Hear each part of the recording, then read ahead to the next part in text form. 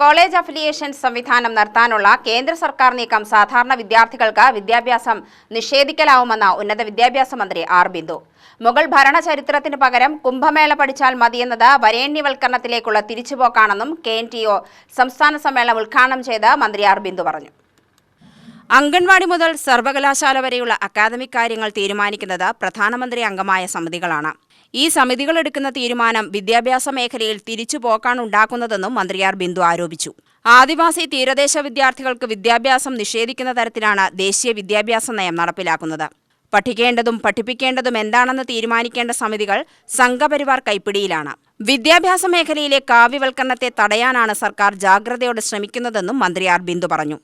അനിവാര്യമായും ഉണ്ടായിവരുന്ന മാറ്റങ്ങൾക്കനുസൃതമായ നിലയിൽ non teaching സ്റ്റാഫിൻ്റെ സേവന വേതന സാഹചര്യങ്ങളും പ്രവർത്തനവുമായി ബന്ധപ്പെട്ട മറ്റ് കാര്യങ്ങളുമെല്ലാം പുനർനിർവചിക്കപ്പെടേണ്ടുന്ന അടിയന്തര ആവശ്യം നിലനിൽക്കുന്ന ഒരു സന്ദർഭത്തിൽ നിങ്ങളുടെ സംഘടനയുമായി ആശയവിനിമയം നടത്താൻ കഴിയുന്നത്ര സന്ദർഭങ്ങൾ ഉപയോഗിക്കുന്ന ഒരാളെന്ന നിലയിൽ ഈ സമ്മേളനത്തിൻ്റെ ഭാഗമായി നിങ്ങൾ ഉയർത്തുന്ന ആവശ്യങ്ങൾ കേൾക്കുക എന്നുള്ളത് കൂടി ഈ സമ്മേളനത്തിൽ പങ്കെടുക്കുന്നതിൻ്റെ ഭാഗമായി കാണുന്ന ഒരു കാര്യമാണ്.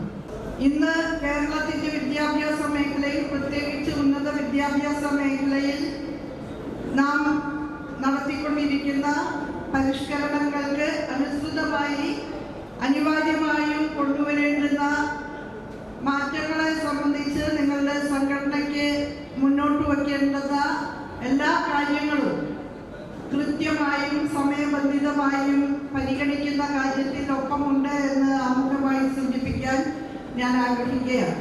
KNTO സംസ്ഥാന പ്രസിഡന്റ് K. ഗിരിധരൻ അധ്യക്ഷത വഹിച്ചു. MLA KD Prasenan, FSCTO general secretary MA Ajith Kumar, സംഘാടക സമിതി chairman K. Krishnankutty, KNTO general secretary AM Junaid, VK Jayakumar, Osborne, A. Shajahan എന്നിവർ സംസാരിച്ചു.